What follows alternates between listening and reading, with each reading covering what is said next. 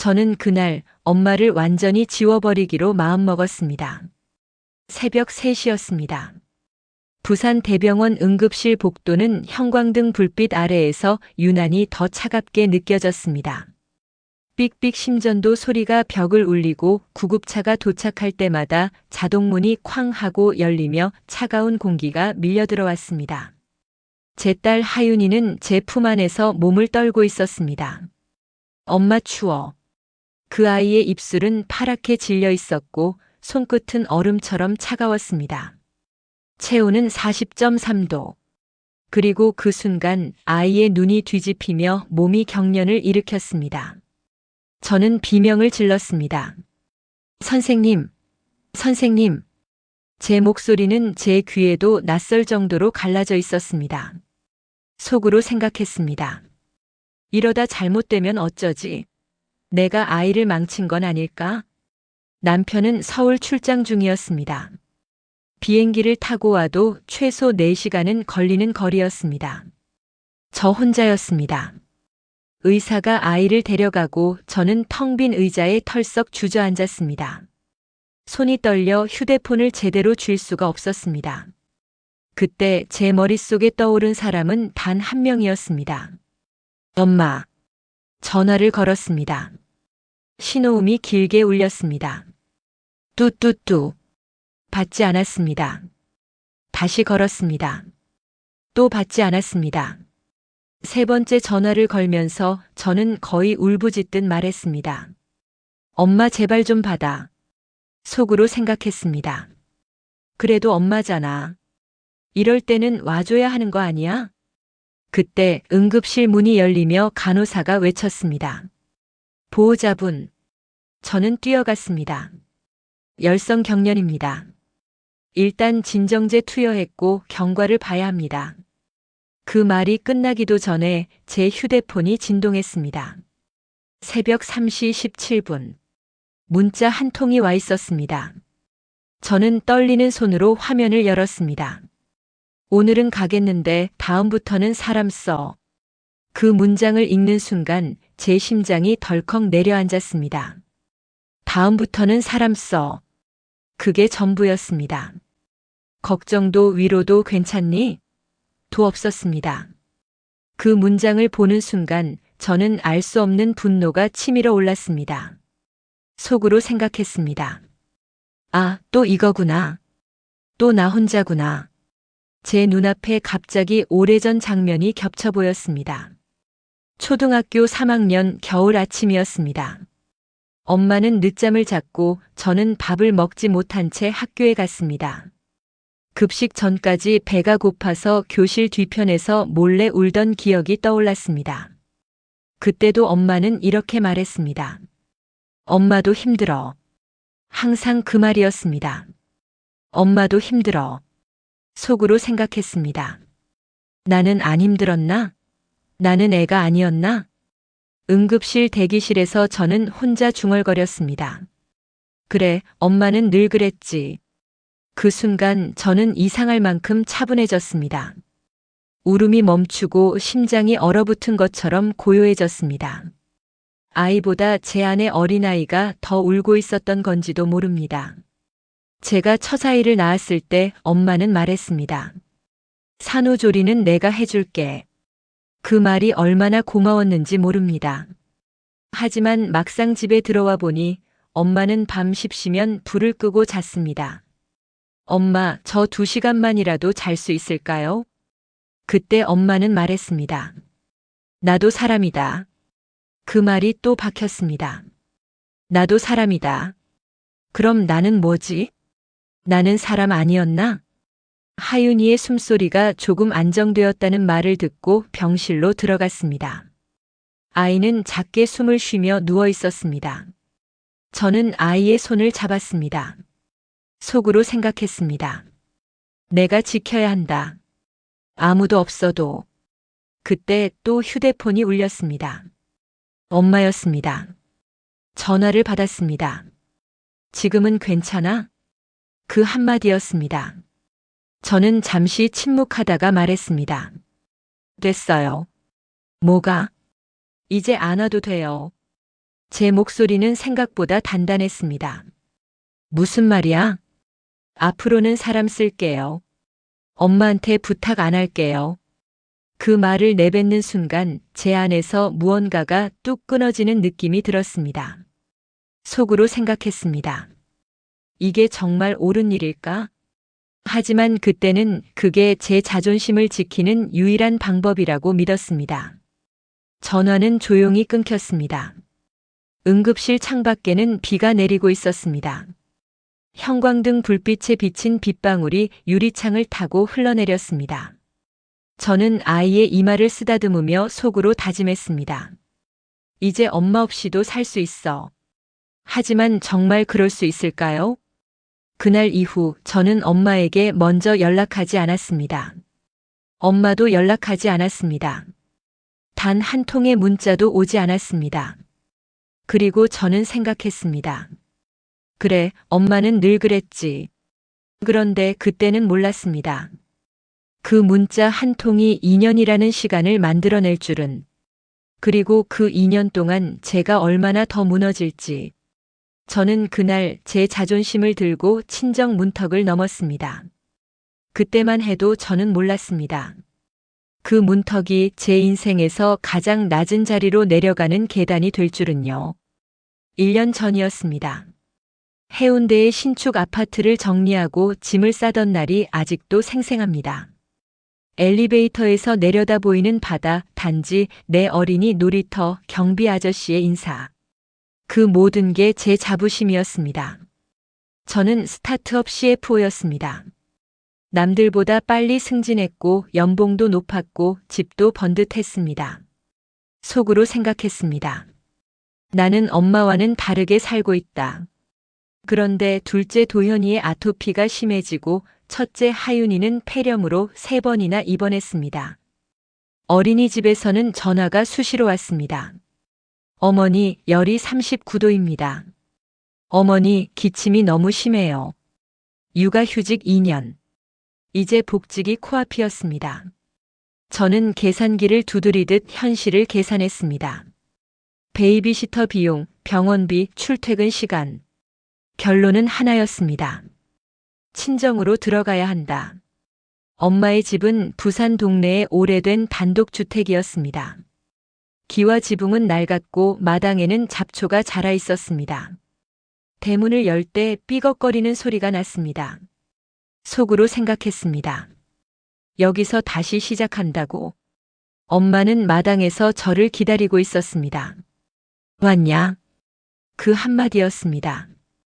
반가움도 수고했다는 말도 없었습니다. 저는 웃으려다가 입꼬리가 굳었습니다. 짐은 거기다 놔. 엄마의 말투는 늘 그랬습니다. 담백했고 건조했고 감정이 없었습니다. 첫날 저녁이었습니다. 하윤이는 기침을 했고 도현이는 배를 긁으며 울었습니다. 엄마는 아이를 보더니 말했습니다. 애가 왜 이렇게 자주 아프냐? 그 말이 가슴을 찔렀습니다. 요즘 애들 다 그래요. 제가 대답했습니다. 엄마는 고개를 저으며 말했습니다. 내가 너무 예민하게 키우는 거 아니냐? 그 순간 제 얼굴이 화끈거렸습니다. 속으로 생각했습니다. 나를 탓하는 거야? 저는 회사를 다니며 성과를 내던 사람이었습니다. 프레젠테이션을 하면 사람들이 고개를 끄덕였고 제 판단은 늘 옳았습니다. 그런데 여기서는 아니었습니다. 여기서는 저는 애를 제대로 못 키우는 엄마였습니다. 그날 밤 저는 방에 들어와 몰래 울었습니다. 아이들 옆에서 소리 없이 울었습니다. 속으로 생각했습니다. 내가 왜 이렇게까지 해야 하지? 며칠 뒤 시어머니에게서 전화가 왔습니다. 서진아, 힘들지? 이번 달에도 조금 보냈다. 계좌로 100만 원이 들어왔습니다. 저는 그 돈을 보며 마음이 더 복잡해졌습니다.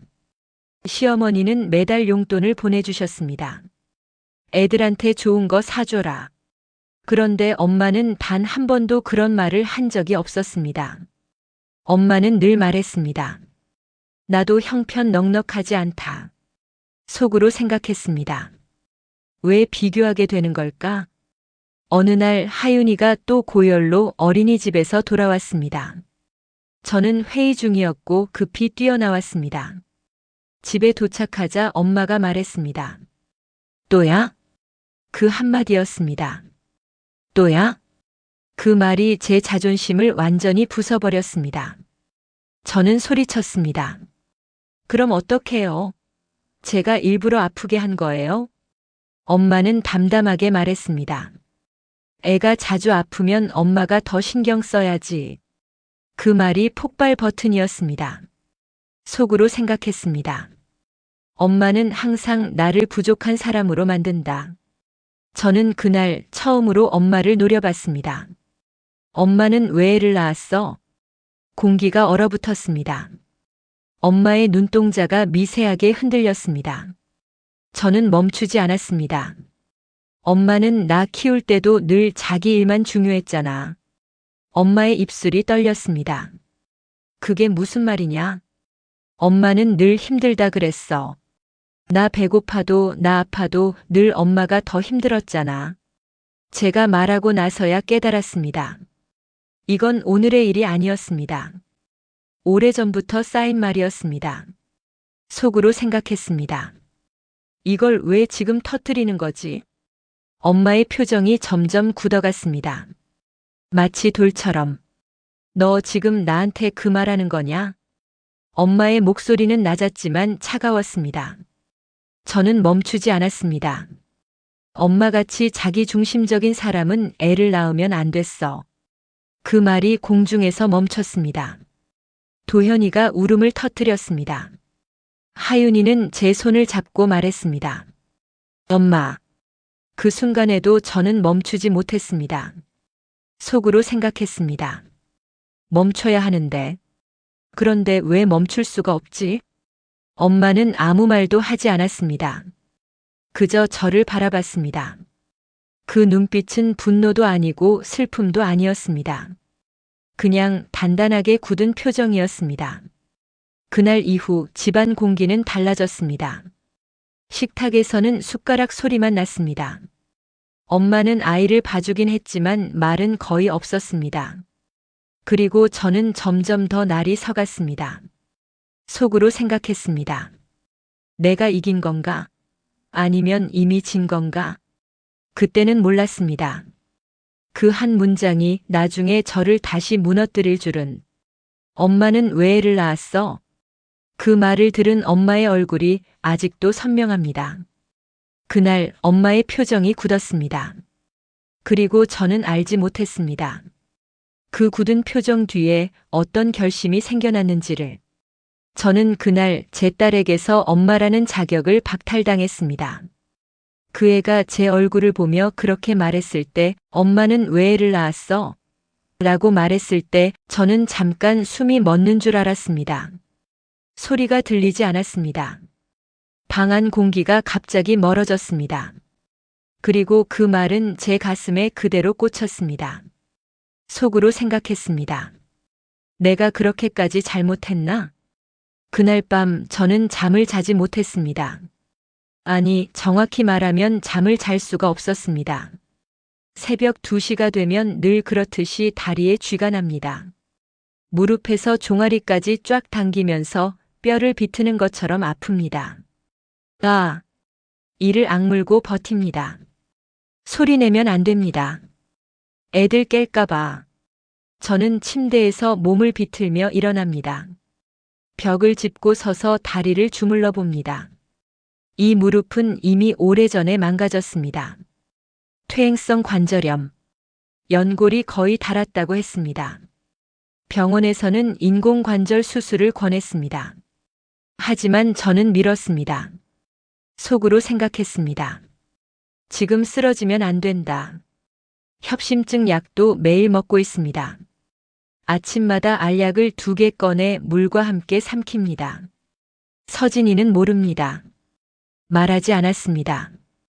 왜 말 안 했냐고요? 그 애가 더 힘들어질까 봐서요. 그 애가 엄마 또 아프대라고 생각할까 봐서요. 저는 원래 그런 사람이었습니다. 아프면 숨겼고 힘들면 참고 울고 싶으면 화장실 가서 울었습니다. 보험 설계사 시절이 생각납니다. 25에 결혼해서 30에 이혼했습니다. 그의 아빠는 빚만 남기고 떠났습니다. 서진이는 6살이었습니다. 저는 그때 보험 설계사가 됐습니다. 낮에는 고객 만나고 밤에는 전단지 붙이고 겨울에는 발이 얼어서 감각이 없어질 때까지 돌아다녔습니다. 그 애는 유치원에서 저를 기다렸습니다. 엄마, 왜 이렇게 늦어? 그 질문을 들을 때마다 심장이 죄어왔습니다. 속으로 생각했습니다. 미안하다. 엄마가 살아야 너도 산다. 저는 늘 혼자였습니다. 도와주는 사람 없었습니다. 시댁도 친정도 친구도. 애 아프면 제가 업고 병원 갔고 고열로 울면 밤새 안고 있었습니다. 그때 저는 생각했습니다. 나는 아무도 도와주지 않았다. 그 말이 제 뿌리가 되었습니다. 그래서일까요?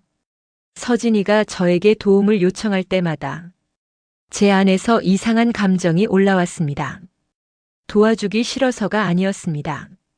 무서웠습니다. 내가 또 무너질까봐. 내가 또 혼자가 될까봐. 그 애가 아이를 데리고 친정으로 들어왔을 때 저는 사실 기뻤습니다. 집이 다시 시끄러워졌습니다. 아이 웃음소리가 마당을 채웠습니다. 하지만 동시에 두려웠습니다. 속으로 생각했습니다. 내가 이걸 감당할 수 있을까? 무릎은 이미 한계였습니다. 계단 오를 때마다 심장이 두근거렸습니다. 가슴이 조여와서 벽을 잡고 숨을 고른 적도 많았습니다. 그런데 그 애는 몰랐습니다. 엄마, 이번 주만 더 봐줘. 엄마, 어린이집 못 간대.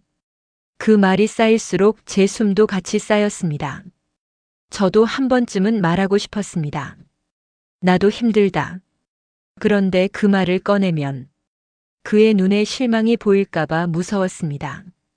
그러다 그날 그 말이 터졌습니다. 엄마는 왜 애를 낳았어? 그 순간 저는 제 인생이 부정당한 느낌이었습니다. 속으로 생각했습니다. 나는 내가 아니었으면 여기까지 못 왔다.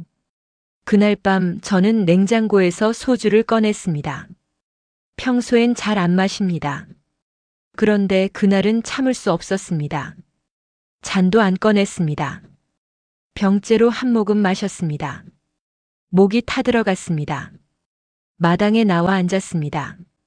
낡은 평상 위에 앉아 밤하늘을 봤습니다. 부산의 밤은 습했습니다. 바닷바람이 조금 불어왔습니다. 눈물이 났습니다. 내가 그렇게 못난 엄마였나? 그 말이 입 밖으로 나왔습니다. 속으로 생각했습니다. 내가 애를 낳으면 안 됐다고. 그 애는 모릅니다. 그의 대학 등록금 내려고 제가 몇 년을 허리띠 졸랐는지, 그의 회사 면접 갈 때 몰래 기도했던 날들을. 저는 그 애를 사랑했습니다. 방법이 서툴렀을 뿐입니다. 그런데 그 애는 제 사랑을 기억하지 못하는 것 같았습니다. 그날 밤 저는 결심했습니다. 도와주되 나를 다 쓰지는 말자. 그리고 그 결심이 며칠 뒤 그 새벽 문자로 이어질 줄은 몰랐습니다. 오늘은 가겠는데 다음부터는 사람 써. 그 말이 그렇게 큰 상처가 될 줄은 몰랐습니다. 저는 그저 한계선 하나를 그었을 뿐이었습니다. 그런데 그 선이 모녀 사이를 완전히 갈라놓을 줄은 몰랐습니다. 그날 밤 술병이 반쯤 비어 있을 때 저는 속으로 중얼거렸습니다. 이제 그만. 그 말이 무엇을 의미하는지도 그때는 정확히 몰랐습니다. 하지만 그 결심이 곧 우리 둘 사이를 2년 동안 끊어버릴 줄은 저도 몰랐습니다. 저는 그날 제 엄마를 제 인생에서 퇴출시켰습니다. 응급실에서 돌아온 다음 날 아침이었습니다. 하윤이는 약 기운에 잠들어 있었고 저는 한숨도 못 잔 채 식탁에 앉아 있었습니다. 휴대폰 화면에는 엄마와 주고받은 메시지가 그대로 남아 있었습니다. 오늘은 가겠는데 다음부터는 사람 써. 그 문장이 머릿속에서 지워지지 않았습니다. 속으로 생각했습니다. 나는 사람도 아니었나? 나는 딸도 아니었나? 엄마에게 전화가 왔습니다. 저는 한참을 보다가 받았습니다. 애는 괜찮아? 그 목소리는 평소와 다르지 않았습니다. 걱정하는 것 같기도 아닌 것 같기도 한 건조한 톤. 그 순간 제 안에서 무언가가 완전히 끊어졌습니다. 오지 마. 제 입에서 그 말이 튀어나왔습니다. 잠깐 정적이 흘렀습니다. 뭐? 앞으로 오지 말라고요. 애도 저도. 이제 엄마 도움 안 받아요. 제 목소리는 이상하게 차분했습니다. 마치 오래 준비한 대사를 읽는 사람처럼. 속으로 생각했습니다. 이게 내가 원하는 결말인가? 엄마는 한동안 말이 없었습니다. 그리고 낮게 말했습니다. 그래. 그 한 글자가 제 심장을 또 한 번 건드렸습니다. 전화는 그렇게 끝났습니다. 저는 휴대폰을 내려놓고 그대로 바닥에 주저앉았습니다. 손이 떨렸습니다. 속으로 생각했습니다. 지금이라도 취소할까? 하지만 이미 늦었습니다. 며칠 뒤 저는 가족 단톡방을 나갔습니다. 엄마, 아빠, 오빠, 저. 서진님이 나갔습니다. 그 한 줄이 그렇게 통쾌할 줄 알았습니다. 그런데 이상하게 허전했습니다. 엄마가 보낸 마지막 메시지가 떠올랐습니다. 애들 감기약 챙겨라. 그 메시지도 삭제했습니다. 그리고 엄마 번호를 차단했습니다. 정말 끝이라고 생각했습니다. 설 명절이 다가왔습니다. 준혁이 조심스럽게 물었습니다. 그래도 명절에는 가는 게 낫지 않을까? 저는 단호하게 말했습니다. 안 가요. 애들만이라도. 안 가요. 그때 제 목소리는 날카로웠습니다. 속으로 생각했습니다. 내가 약해지면 안 된다. 하윤이는 그날 장난감을 들고 제 옆에 앉아 있었습니다. 엄마, 할머니 집 안 가? 저는 고개를 저었습니다. 이번에는 안 가. 왜? 그 질문에 저는 잠깐 말을 잃었습니다. 왜? 정말 왜일까요? 그냥 아이에게 설명할 수 없는 이유였습니다. 그런데 어느 날 준혁이 말을 꺼냈습니다. 나 이번 주말에 애들 데리고 잠깐 다녀올게. 어디? 장모님 댁. 저는 순간 피가 거꾸로 솟는 느낌이었습니다. 내 허락 없이? 서진아, 애들 왜 가야? 저는 화를 냈습니다. 그럼 나랑 상의라도 했어야지. 준혁은 한숨을 쉬었습니다. 서진아, 이건 내 싸움이지 애들 싸움은 아니잖아. 그 말이 더 화가 났습니다. 속으로 생각했습니다. 나만 나쁜 사람 되는 거야? 결국 그 주말 준혁은 아이들을 데리고 나갔습니다. 저는 혼자 집에 남았습니다. 집이 너무 조용했습니다. 아이들 웃음소리도 발소리도 없었습니다. 냉장고 문을 열었다 닫고 괜히 청소기를 돌리고 괜히 설거지를 다시 했습니다. 속으로 생각했습니다. 지금쯤 엄마가 애들 보고 웃고 있겠지. 그 상상을 하니 더 화가 났습니다. 저녁이 되자 아이들이 돌아왔습니다. 하윤이가 문을 열자마자 말했습니다. 엄마, 할머니가 나 아이스크림 사줬어. 도현이는 웃으며 말했습니다. 할머니 집에 강아지도 있어. 그 웃는 얼굴을 보는 순간 제 마음이 이상하게 흔들렸습니다. 재밌었어? 제가 물었습니다. 응. 하윤이가 고개를 끄덕였습니다. 그리고 갑자기 저를 보며 물었습니다. 엄마는 왜 할머니 싫어해? 그 질문이 공기를 갈랐습니다. 저는 말을 잃었습니다. 엄마는 싫어하는 거 아니야. 제 목소리는 작아졌습니다. 그럼 왜 안 가? 그 눈빛이 저를 뚫고 들어왔습니다. 속으로 생각했습니다. 뭐라고 말해야 하지? 저는 아무 말도 하지 못했습니다. 준혁이 아이를 데리고 방으로 들어갔습니다. 저는 거실에 혼자 남았습니다. 벽에 걸린 시계 소리가 유난히 크게 들렸습니다. 틱틱틱. 그 소리가 마치 제 심장처럼 들렸습니다. 정말 저는 엄마를 싫어하는 걸까요? 아니면 상처받은 채로 도망치고 있는 걸까요? 그날 밤 저는 거울 앞에 섰습니다. 제 얼굴이 낯설었습니다. 단단하게 굳은 표정, 엄마를 닮은 얼굴, 속으로 생각했습니다. 나는 엄마처럼 되고 있는 건 아닐까? 그 순간 아이의 질문이 다시 떠올랐습니다. 엄마는 왜 할머니 싫어해? 제 표정이 미세하게 흔들렸습니다. 그리고 저는 처음으로 제가 정말 옳은 선택을 한 건지 의심하기 시작했습니다.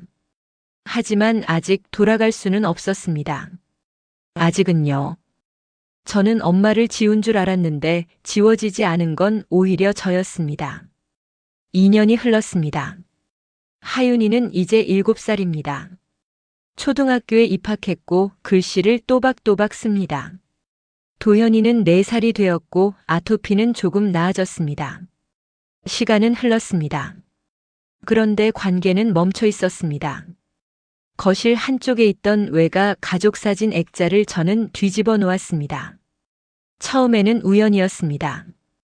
청소하다가 넘어졌고 다시 세우지 않았습니다. 그 다음에는 일부러였습니다. 속으로 생각했습니다. 안 보이면 덜 생각나겠지. 그 사진에는 아이들이 웃고 있었고 그 뒤에 엄마가 서 있었습니다. 그 사진이 저를 불편하게 만들었습니다. 엄마의 집은 그대로일 겁니다. 그 집 거실 한쪽에는 하윤이 작은 장난감 부엌 세트가 놓여 있습니다. 도현이가 좋아하던 파란 자동차도 마루에 굴러다닐 겁니다. 저는 그걸 알고 있습니다. 왜냐하면 6개월 전 준혁이 말했으니까요. 장모님 댁 갔는데 애들 장난감 그대로 있더라. 저는 아무 말도 하지 않았습니다. 먼지 쌓여 있었어. 그 말이 이상하게 가슴을 찔렀습니다. 속으로 생각했습니다. 치우지도 못했구나. 하지만 저는 표정을 바꾸지 않았습니다. 2년 동안 엄마는 매달 아이 생일에 선물을 보냈습니다. 하윤이 생일 분홍색 책가방, 도현이 생일 공룡 장난감, 택배 상자를 보면 발신인이 적혀 있었습니다. 강미라. 그 이름을 보는 순간 저는 심장이 두근거렸습니다. 아이들은 설레며 상자를 열었습니다. 엄마, 할머니가 또 보냈어. 그 목소리를 들을 때마다 제 안에서 복잡한 감정이 올라왔습니다. 속으로 생각했습니다. 왜 보내는 거야? 끝냈다면서. 한 번은 상자를 열지도 않고 반송했습니다. 수취 거부. 택배 기사님이 어색한 표정으로 물었습니다. 확실하세요? 저는 고개를 끄덕였습니다. 그 상자가 다시 돌아갔을 생각을 하면, 그 집 마루 위에 놓였을 상자를 생각하면 이상하게 숨이 막혔습니다. 그날 밤 저는 잠을 설쳤습니다. 속으로 생각했습니다. 너무한 걸까? 다음 달에도 선물이 왔습니다. 이번에는 아이들이 보는 앞에서 반송할 수 없었습니다. 저는 몰래 박스를 베란다에 두었습니다. 아이들이 잠든 후 조용히 열어봤습니다. 하윤이에게는 손편지가 들어 있었습니다. 우리 하윤이 학교 생활은 어때? 할머니는 내가 자랑스럽다. 글씨가 조금 떨려 있었습니다. 저는 그 편지를 접어 다시 봉투에 넣었습니다. 그리고 아무 일도 없다는 듯 상자를 닫았습니다. 준혁은 점점 말이 없어졌습니다. 퇴근 후 소파에 앉아 TV를 보다가 한숨을 쉬는 일이 잦아졌습니다. 서진아. 어느 날 그가 말했습니다. 우리 언제까지 이렇게 할 거야? 뭘? 장모님이랑. 저는 고개를 저었습니다. 그 얘기 꺼내지 마. 준혁은 한참을 말이 없었습니다. 그러다 조용히 말했습니다. 나 솔직히 힘들어. 그 말이 저를 멈추게 했습니다. 뭐가 힘든데?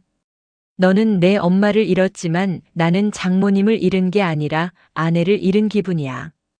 그 말에 저는 순간 말을 잃었습니다. 속으로 생각했습니다. 내가 그렇게 변했나? 서진아, 내가 예전보다 더 예민해졌어. 애들한테도 그렇고. 그 말에 화가 나야 하는데 이상하게 힘이 빠졌습니다. 나는 그냥 상처받은 거야. 제가 말했습니다. 알아. 근데 그 상처가 우리 집을 다 물들이고 있어. 그 말이 조용히 박혔습니다. 2년이라는 시간은 생각보다 길었습니다. 아이들은 자랐고 저는 더 단단해진 줄 알았습니다. 하지만 밤이 되면 생각이 많아졌습니다. 엄마는 지금 뭐 하고 있을까? 그 집 마루는 여전히 삐걱거릴까?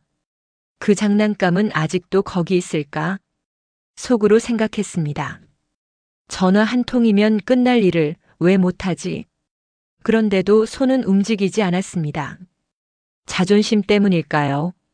아니면 두려움 때문일까요? 하윤이는 어느 날 또 물었습니다. 엄마, 할머니는 우리 안 좋아해? 그 질문에 저는 웃어 보였습니다. 아니야. 그럼 왜 안 와? 저는 대답하지 못했습니다. 어느 날 밤 저는 거실에서 물을 마시다 우연히 노트북 화면을 봤습니다. 준혁이 무언가를 작성하고 있었습니다. 화면에 제목이 보였습니다. 가족 상담 신청서. 제 심장이 철렁 내려앉았습니다. 이게 뭐야? 제가 물었습니다.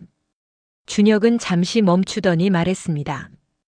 우리 누군가 도움 좀 받아야 할 것 같아. 나한테 상의도 없이? 상담이 죄는 아니잖아. 그의 얼굴은 지쳐 있었습니다.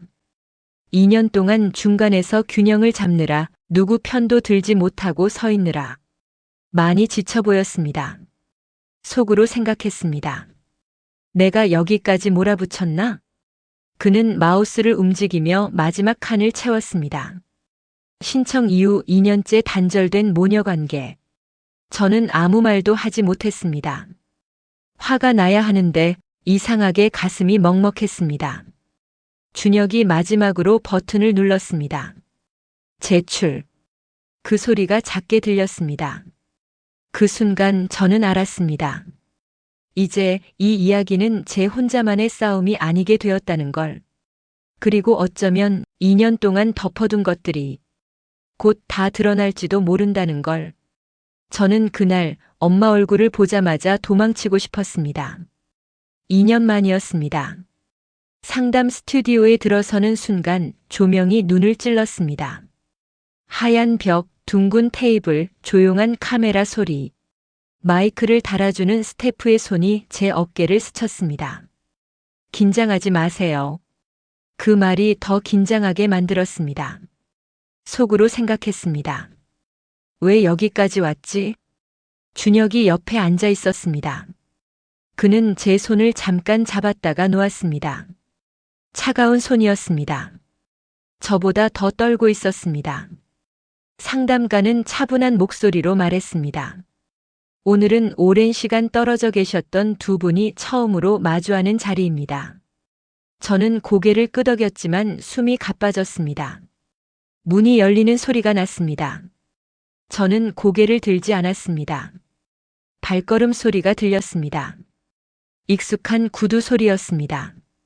그리고 제 앞에 의자가 당겨지는 소리가 났습니다. 저는 천천히 고개를 들었습니다. 엄마였습니다. 2년 만에 본 엄마의 얼굴은 조금 더 말라 있었고 머리카락은 더 휘어졌습니다. 그런데 눈은 그대로였습니다. 그 눈과 마주치는 순간 제 심장이 세게 뛰었습니다. 속으로 생각했습니다. 아무렇지도 않은 척해. 엄마도 저를 보고 있었습니다. 우리는 잠시 아무 말도 하지 않았습니다.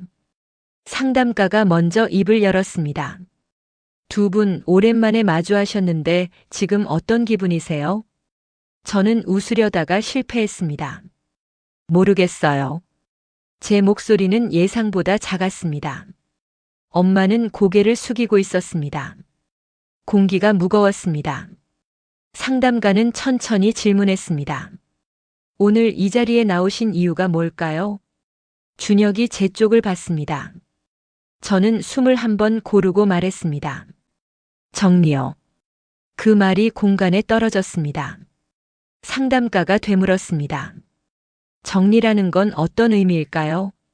끝내든지 아니면 최소한 서로를 오해하지 않게 하고 싶어요. 말하면서도 제 마음이 복잡해졌습니다. 속으로 생각했습니다. 진짜 끝내고 싶은 걸까? 상담가는 고개를 끄덕였습니다. 어머님은 어떠세요? 엄마는 잠시 침묵하다가 말했습니다. 나는 그냥 얼굴 한번 보고 싶어서 왔어요. 그 말이 예상 밖이었습니다. 저는 고개를 들었습니다. 보고 싶었다고요? 제 목소리가 떨렸습니다. 엄마는 제 눈을 피하지 않았습니다. 그래. 보고 싶었다. 그 말이 너무 단순해서 오히려 더 흔들렸습니다. 속으로 생각했습니다. 왜 이렇게 말해? 상담가는 조심스럽게 질문했습니다. 2년 동안 연락이 없으셨는데 그 시간을 어떻게 보내셨나요? 엄마는 짧게 숨을 고르더니 말했습니다. 그냥 지냈어요. 그 말이 제 속을 긁었습니다. 그냥이요? 제가 날카롭게 되물었습니다. 저는 그냥이 아니었어요. 엄마가 저를 봤습니다. 너도 힘들었겠지. 그 말이 이상하게 부드러웠습니다. 저는 갑자기 화가 났습니다. 힘들었겠지요? 그걸로 끝이에요? 속으로 생각했습니다. 나를 이해한다고 말해봐. 상담가는 저를 향해 물었습니다. 서진 씨는 그날 이후 무엇이 가장 견디기 어려웠나요?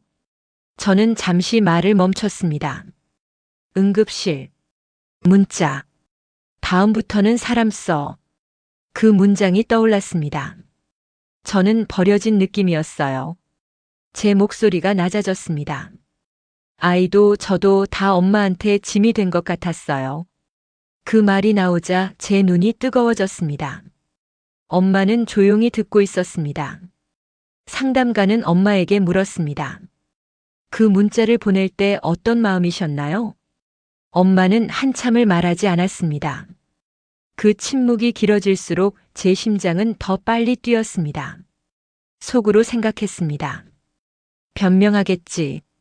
엄마의 입술이 조금 떨렸습니다. 나는 겁이 났다. 그 말이 의외였습니다. 뭐가요? 내가 쓰러질까봐. 그 말이 공기를 멈추게 했습니다. 저는 잠시 말을 잃었습니다. 나는 내가 더 이상 감당 못할까봐 겁이 났다. 엄마의 목소리는 낮았지만 흔들렸습니다. 저는 처음으로 엄마의 손을 봤습니다. 손등에 핏줄이 더 도드라져 있었습니다. 속으로 생각했습니다. 저 손이 저렇게 얇았나? 상담가는 조용히 물었습니다. 두 분 지금 서로에게 가장 하고 싶은 말이 뭘까요? 저는 엄마를 봤습니다. 왜 그때 그렇게 말했어요? 엄마의 눈이 조금 붉어졌습니다. 너한테 기대를 덜어주고 싶었다. 그게 기대를 덜어주는 거예요? 제 목소리가 다시 날카로워졌습니다. 엄마는 고개를 저었습니다. 아니, 잘못했다. 그 한마디가 떨어졌습니다. 잘못했다. 저는 그 말을 듣고도 쉽게 풀리지 않았습니다. 2년이라는 시간이 너무 길었습니다. 상담가는 다시 물었습니다. 서진 씨는 정말로 무엇을 원하시나요? 저는 잠시 눈을 감았습니다. 속으로 생각했습니다. 화해? 아니면 끝? 그리고 천천히 말했습니다. 저는 상처가 아니었다는 말을 듣고 싶었어요. 그 말이 저도 모르게 튀어나왔습니다. 엄마는 저를 바라봤습니다. 그리고 그 순간 엄마의 눈에서 눈물이 흘렀습니다.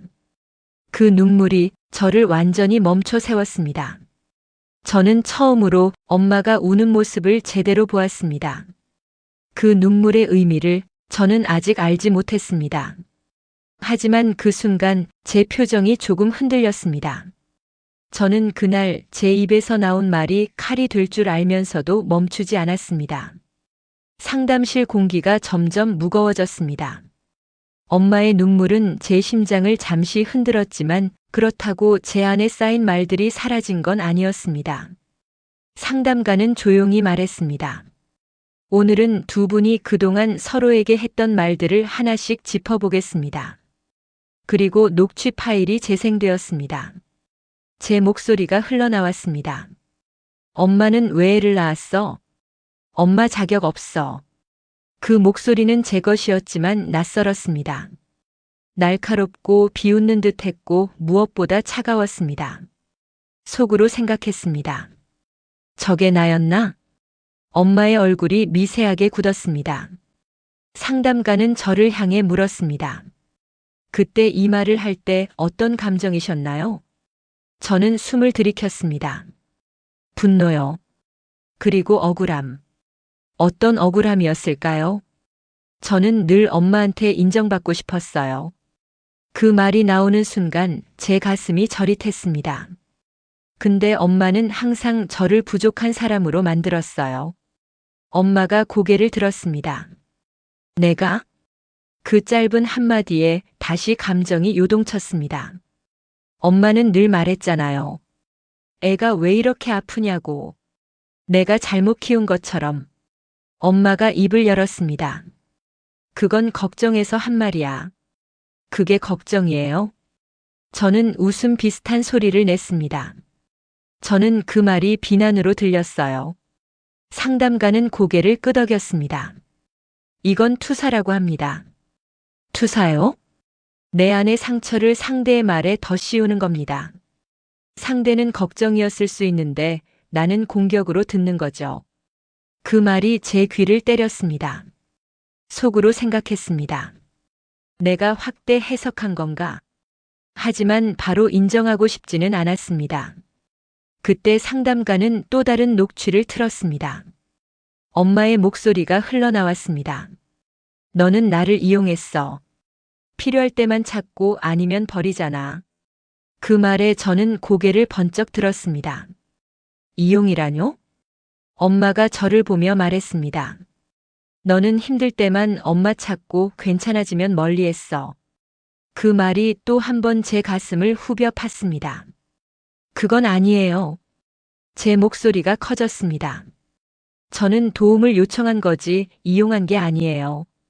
엄마도 목소리를 높였습니다. 그럼 그날 왜 나한테 그런 말 했어? 상담가는 손을 들어 두 사람을 잠시 멈췄습니다. 지금 두 분은 각자 자기 상처의 자리에서 말하고 계십니다. 공기가 다시 가라앉았습니다. 상담가는 차분히 설명했습니다. 서진 씨는 버려질까봐 두려웠고 어머님은 쓰러질까봐 두려웠습니다. 그 말이 조용히 내려앉았습니다. 저는 입을 다물었습니다. 속으로 생각했습니다. 나는 버림받는 게 무서웠다. 엄마는 낮게 말했습니다. 나는 내가 나를 미워할까봐 무서웠다. 그 말에 제 심장이 철렁 내려앉았습니다. 미워한다고요? 내가 날 필요 없다고 할까봐. 저는 잠시 말을 잃었습니다. 2년 전 제가 말했습니다. 오지 마. 그 한 문장이 떠올랐습니다. 상담가는 다시 질문했습니다. 서진 씨, 그날 엄마 자격 없다는 말을 하고 나서 기분이 어땠나요? 저는 솔직히 말했습니다. 속이 시원했어요. 그런데 바로 후회했어요. 왜 후회했을까요? 그 말은 돌이킬 수 없는 말이니까요. 엄마가 고개를 숙였습니다. 나는 그 말 듣고 숨이 막혔다. 그 목소리는 작았지만 분명했습니다. 내 인생이 부정당한 느낌이었다. 그 말을 듣는 순간 제 안에서 무언가 흔들렸습니다. 속으로 생각했습니다. 내가 그렇게까지 했나? 상담가는 조용히 말했습니다. 잔인한 말은 순간의 감정이 아니라 오래된 상처에서 나옵니다. 저는 천천히 고개를 들었습니다. 엄마, 저는 그날 그냥 엄마가 제 편이길 바랐어요. 그 말이 입 밖으로 나왔습니다. 엄마는 저를 바라봤습니다. 나는 내 편이었다. 그 말이 너무 단순해서 오히려 더 아팠습니다. 그런데 왜 그렇게 말했어요? 나는 내가 무너질까봐. 그 말이 다시 반복되었습니다. 우리는 서로 다른 공포 속에 있었습니다. 저는 버려질까봐, 엄마는 쓰러질까봐. 그 사이에서 말은 점점 날카로워졌습니다. 넌 엄마 자격 없어. 너는 날 이용했어. 그 문장들은 서로를 찢었습니다. 상담가는 마지막으로 물었습니다. 지금 이 자리에서 그 말들을 다시 꺼내는 이유가 뭘까요? 저는 잠시 눈을 감았습니다. 속으로 생각했습니다. 끝내기 위해서? 아니면 끝내기 위해서요. 제가 말했습니다. 이 말들이 계속 우리 사이에 남아있으면 앞으로도 똑같을 것 같아서요. 엄마는 아무 말도 하지 않았습니다. 상담실은 조용해졌습니다. 그리고 그 정적 속에서 엄마가 천천히 입을 열었습니다. 저는 그 순간을 아직도 기억합니다. 그 입술이 떨렸고 그 눈이 다시 붉어졌습니다. 그 말은 우리 인연을 뒤흔들 말이었습니다. 그리고 그건 엄마의 첫 사과 직전이었습니다. 저는 평생 그 말을 한 번만 들으면 된다고 생각했습니다. 엄마의 사과였습니다. 그 긴 2년 동안 제가 가장 듣고 싶었던 단 한 문장. 상담실 안은 조용했습니다. 엄마는 고개를 들지 않은 채 말했습니다. 그날 그 말은 잘못했다. 순간 시간이 멈춘 것 같았습니다. 제 심장이 갑자기 세게 뛰기 시작했습니다. 속으로 생각했습니다. 지금 뭐라고 했지? 상담가는 조용히 되물었습니다. 어떤 말이요? 엄마는 숨을 고르더니 말했습니다. 다음부터는 사람 써 그 말. 그 말이 다시 공기 중에 떠올랐습니다. 저는 멈칫했습니다. 그 문장은 2년 동안 제 안에서 날카로운 가시처럼 박혀 있었습니다. 그걸 뽑지 못해 계속 피가 맺혀 있었습니다. 그 말은 내 마음을 생각하지 못한 말이었다. 엄마의 목소리는 낮았지만 분명했습니다. 저는 아무 말도 하지 못했습니다. 속으로 생각했습니다. 이 말을 듣고 싶었잖아. 그런데 왜 이렇게 숨이 막히지? 눈앞이 흐릿해졌습니다. 그 문장 하나가 제가 버텨온 이유를 무너뜨리고 있었습니다. 저는 그동안 생각했습니다. 엄마는 절대 사과하지 않을 거라고. 엄마는 늘 옳다고 생각하는 사람이라고. 그런데 지금 그 엄마가 잘못했다고 말했습니다. 상담가는 조용히 말했습니다. 서진 씨, 지금 어떤 기분이세요? 저는 대답하려다 멈췄습니다. 기쁘다고 해야 할까요? 속이 풀린다고 해야 할까요? 그런데 이상하게도 눈물이 먼저 올라왔습니다. 속으로 생각했습니다. 왜 울어? 엄마의 얼굴이 흐릿하게 보였습니다. 그 순간 제 머릿속에 오래된 장면이 떠올랐습니다. 초등학교 1학년 운동회 날이었습니다. 다른 아이들 엄마는 다 와 있었는데 제 엄마 자리는 비어 있었습니다. 저는 운동장을 서성이며 기다렸습니다. 엄마는 늘 일하러 나갔어. 그 문장이 제 어린 시절을 설명했습니다. 비 오는 날 우산 없이 학교에서 기다리던 기억. 열이 38도인데 엄마가 오늘 계약 있어서 늦는다라고 말했던 날. 그때 저는 생각했습니다. 엄마는 나보다 일이 중요하구나. 속으로 생각했습니다. 나는 항상 두 번째였어. 상담가는 제 표정을 읽은 듯 조용히 말했습니다. 그때 어머님은 일하러 나간 게 아니라 생존하러 나간 겁니다. 저는 고개를 들었습니다. 생존이요? 그 당시 상황을 떠올려 보세요. 혼자 아이를 키워야 했고 빚도 있었고 도움도 없었습니다.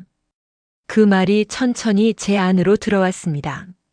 엄마는 제 눈을 바라보며 말했습니다. 나는 내가 배고프게 안 살게 하려고 나간 거였다. 그 목소리가 조금 떨렸습니다. 내가 남들처럼 대학 가고 남들처럼 취직하고 남들처럼 살게 하려고. 그 말이 제 가슴을 두드렸습니다. 저는 한 번도 그 관점에서 생각해 본 적이 없었습니다. 저는 늘 피해자라고 생각했습니다. 엄마는 나를 두고 일하러 나갔다. 그런데 혹시 그게 아니라면? 속으로 생각했습니다. 엄마도 두려웠을까? 엄마는 조용히 말을 이었습니다. 나는 내가 나를 이해해 주길 바란 적은 없었다.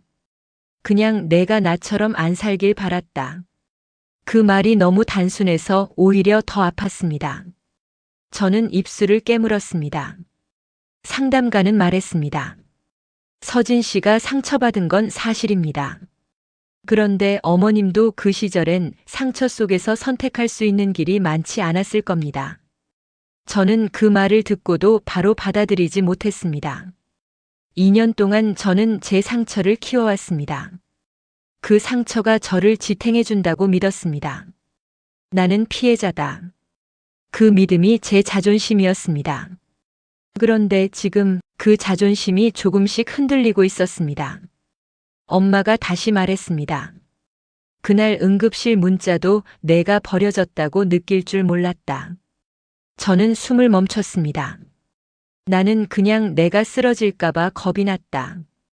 그 말이 다시 반복되었습니다. 그 말이 이제야 다르게 들렸습니다. 속으로 생각했습니다. 엄마도 무서웠구나. 저는 엄마를 처음 보는 사람처럼 바라봤습니다. 작아진 어깨, 얇아진 손, 예전보다 깊어진 주름. 이 사람도 완벽하지 않은 한 인간이었겠구나. 저는 입을 열었습니다. 엄마, 나 그 말 때문에 2년 동안 잠을 못 잤어. 엄마의 눈이 커졌습니다. 그렇게까지. 응. 나 버려진 줄 알았어. 제 목소리가 떨렸습니다. 상담실 공기가 무겁게 가라앉았습니다. 엄마의 눈에서 눈물이 다시 맺혔습니다. 미안하다. 이번에는 더 또렷하게. 그날 그 말은 진짜 잘못했다. 그 문장이 저를 완전히 무너뜨렸습니다. 저는 참으려고 했습니다. 고개를 들고 버티려고 했습니다. 그런데 눈물이 먼저 흘렀습니다. 속으로 생각했습니다. 이렇게 울면 안 되는데. 2년 동안 단단하게 얼어붙었던 것이 조금씩 녹는 느낌이었습니다. 저는 손으로 눈을 닦았습니다. 그런데 멈추지 않았습니다. 눈물이 멈추지 않았습니다. 그리고 그 순간 저는 처음으로 엄마를 향해 마음이 흔들렸습니다. 그 흔들림이 어디까지 갈지 아직은 모릅니다. 하지만 그날 제 눈물은 멈추지 않았습니다. 저는 엄마와 화해하는 대신 계약서를 쓰고 싶어졌습니다. 제 눈물이 멈춘 뒤 상담실은 한동안 조용했습니다. 그 침묵이 어색해서 저는 일부러 자세를 고쳐 앉았습니다. 속으로 생각했습니다. 감정은 감정이고 현실은 현실이야. 상담가는 조심스럽게 말을 꺼냈습니다. 이제 앞으로의 이야기를 해볼까요? 그 말이 갑자기 차갑게 들렸습니다. 앞으로. 그 단어는 막연했고 그래서 더 두려웠습니다. 엄마는 손수건으로 눈을 닦고 있었습니다. 조금 전까지 울던 사람이라고 믿기지 않을 만큼 표정은 다시 담담해져 있었습니다. 상담가는 저를 향해 물었습니다. 만약 관계를 이어간다면 어떤 조건이 필요하다고 생각하세요? 저는 망설이지 않았습니다. 구체적인 약속이요. 엄마가 저를 바라봤습니다. 약속? 네. 요일, 시간, 범위. 상담가는 고개를 끄덕였습니다. 좋습니다. 예를 들면요? 저는 숨을 한번 고르고 말했습니다. 아이들 돌봄은 주 2회 정해진 시간만. 갑작스러운 부탁은 하지 않겠습니다. 제 목소리는 차분했지만 속은 복잡했습니다. 속으로 생각했습니다. 다시 기대하지 않기 위해. 엄마는 한참을 듣고 있다가 말했습니다. 그럼 내가 급할 때는? 그 질문에 저는 잠시 멈췄습니다. 급할 때. 그 단어가 응급실을 떠올리게 했습니다. 그때는 다른 방법을 먼저 찾겠습니다. 제가 말했습니다. 상담가는 고개를 끄덕이며 적어 내려갔습니다. 서진 씨는 지금 경계를 세우고 계십니다. 나쁜 게 아닙니다. 엄마는 조용히 말했습니다. 나는 주 2회면 괜찮다. 그 대답이 의외로 빨랐습니다. 대신 갑자기 밤새는 건 못한다. 그 말에 저는 고개를 끄덕였습니다. 그건 저도 안 부탁할게요. 공기가 조금 부드러워졌습니다. 그때 상담가가 갑자기 질문을 던졌습니다. 돌봄비는 어떻게 하실 생각이세요? 저는 순간 얼어붙었습니다. 엄마도 고개를 들었습니다. 돌봄비요? 네. 부모님이 손주를 돌볼 때 일정 금액을 드리는 경우가 많습니다. 저는 입술을 깨물었습니다. 사실 이 문제는 한 번도 제대로 말해본 적이 없었습니다. 엄마는 늘 말했습니다. 돈 필요 없다. 그 말이 저는 또 불편했습니다. 속으로 생각했습니다. 돈 얘기 꺼내면 더 서운해하겠지. 상담가는 차분하게 말했습니다. 관계를 오래 유지하려면 감정뿐 아니라 구조도 필요합니다. 저는 고개를 들었습니다. 저는 드리고 싶습니다. 엄마가 바로 말했습니다. 필요 없다. 아니요. 제 목소리가 단단해졌습니다. 10만 원이라도 받으세요. 상담실 공기가 다시 긴장했습니다. 엄마가 저를 똑바로 봤습니다. 내가 돈 때문에 애 봐주는 줄 아나? 그 말이 살짝 날이 서 있었습니다. 그게 아니에요. 저는 천천히 설명했습니다. 엄마를 가족으로만 대하면 기대가 생기고 서운함도 생겨요. 근데 계약처럼 하면 최소한 서로 계산이 명확해질 것 같아요. 그 말을 하면서도 제 안이 흔들렸습니다. 속으로 생각했습니다. 가족을 계약이라고 말하다니. 엄마는 한참을 말이 없었습니다. 상담가는 조용히 덧붙였습니다. 가족은 계약과 다르지만 오래 가려면 약속이 필요합니다. 엄마가 낮게 말했습니다. 나는 가족을 계약처럼 생각해 본 적 없다. 저는 그렇게 해야 안 무너질 것 같아요. 제가 솔직히 말했습니다. 엄마는 저를 바라봤습니다. 그 눈빛이 예전보다 부드러웠습니다. 내가 그렇게 해야 편하다면 받겠다. 그 말이 천천히 떨어졌습니다. 저는 고개를 끄덕였습니다. 적어도 제가 당연하게 생각하지는 않겠어요. 그 말은 제 자신에게도 하는 약속이었습니다. 상담가는 정리하듯 말했습니다. 오늘 두 분은 관계를 다시 정의하셨습니다. 관계 재정에. 그 말이 이상하게 무겁게 느껴졌습니다. 저는 엄마를 바라봤습니다. 이 사람은 제 엄마이기도 하고 이제는 일정 시간에 만나게 될 돌봄 파트너이기도 합니다. 그게 이상했고 또 현실적이었습니다. 속으로 생각했습니다. 이게 맞는 걸까? 엄마는 조용히 말했습니다. 나는 내가 나를 필요할 때만 찾는 게 아니라 그냥 딸로서 찾아왔으면 좋겠다. 그 말에 저는 멈칫했습니다. 딸로서. 저는 한동안 그 역할을 잊고 살았는지도 모릅니다. 저는 CFO였고 엄마였고 아내였고 상처받은 사람이었습니다. 그런데 딸은 아니었습니다. 상담가는 마지막 질문을 던졌습니다. 지금 이 자리에서 서로에게 해줄 수 있는 게 있을까요? 저는 숨을 들이켰습니다. 엄마를 바라봤습니다. 엄마의 어깨가 조금 작아 보였습니다. 2년 동안 우리는 서로를 향해 칼을 들고 있었습니다. 그 칼을 내려놓을 수 있을까요?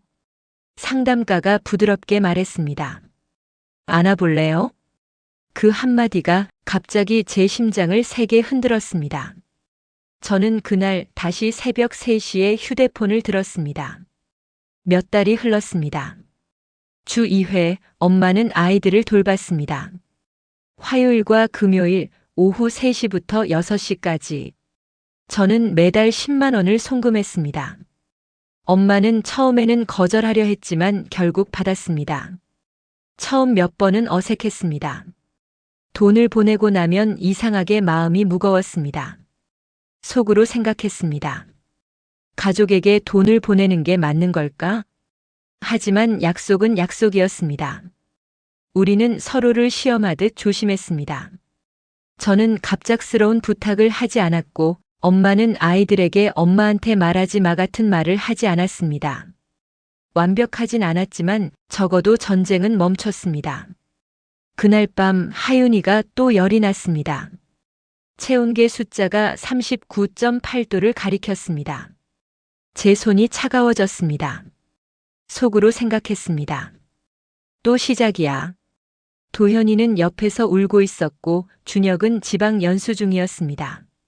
집은 조용했고 시계는 새벽 2시 57분을 가리키고 있었습니다. 그 숫자를 보는 순간 응급실의 형광등이 떠올랐습니다. 3시 17분. 그 문자. 다음부터는 사람 써. 그 기억이 제 손을 붙잡았습니다. 저는 휴대폰을 들었습니다. 엄마 번호를 눌렀다가 지웠습니다. 속으로 생각했습니다. 약속했잖아. 급할 때는 다른 방법 찾겠다고. 구급차를 부를까? 택시를 탈까? 그런데 이번에는 이상하게 마음이 달랐습니다. 저는 도망치듯 전화를 걸지 않았습니다. 그저 잠시 망설였습니다. 그리고 천천히 버튼을 눌렀습니다. 통화 연결음이 울렸습니다. 뚜뚜. 한 번, 두 번. 여보세요. 엄마 목소리였습니다. 그 한마디에 제 숨이 멈췄습니다. 엄마. 제 목소리가 낮게 떨렸습니다. 하윤이 열이 40도 가까이 돼. 잠깐의 침묵. 그 침묵이 길게 느껴졌습니다. 속으로 생각했습니다. 이번에는 뭐라고 할까? 그리고 엄마가 말했습니다. 지금 갈게. 그 네 글자가 제 가슴을 세게 두드렸습니다. 조건도 질문도 없었습니다. 준비해놔. 해열제 먹였어? 응. 문 열어놔. 그 목소리는 예전과 달랐습니다. 차분했고 분명했고 무엇보다 망설임이 없었습니다. 전화를 끊고 저는 잠시 멍하니 서 있었습니다. 속으로 생각했습니다. 왜 이렇게 눈물이 나지? 몇 분 뒤 집 밖에서 자동차 시동 소리가 들렸습니다. 부르르르. 그 소리가 이상하게 크게 들렸습니다. 문이 열리고 엄마가 들어왔습니다. 패딩을 대충 걸친 채 머리는 헝클어져 있었습니다. 어디야? 그 말과 동시에 아이를 안아들었습니다. 그 모습이 낯설지 않았습니다. 마치 오래전 기억처럼. 병원 가자. 엄마가 말했습니다. 저는 고개를 끄덕였습니다. 이번에는 제가 혼자가 아니었습니다. 병원 대기실에서 저는 벽에 기대 앉아 있었습니다. 엄마는 아이를 안고 있었습니다. 그 모습이 어쩐지 겹쳐 보였습니다. 어릴 적 제가 열이 났을 때 엄마가 저를 업고 병원에 가던 장면. 그때 저는 몰랐습니다. 엄마가 얼마나 무거웠는지 속으로 생각했습니다. 엄마도 사람이다. 완벽한 엄마도 아니고 늘 옳은 사람도 아니고 늘 제 편이기만 한 사람도 아니었습니다. 그냥 두려움 속에서 선택해온 사람. 저도 마찬가지였습니다. 아이의 열이 조금씩 내려갔습니다. 엄마는 조용히 제 옆에 앉았습니다. 괜찮다.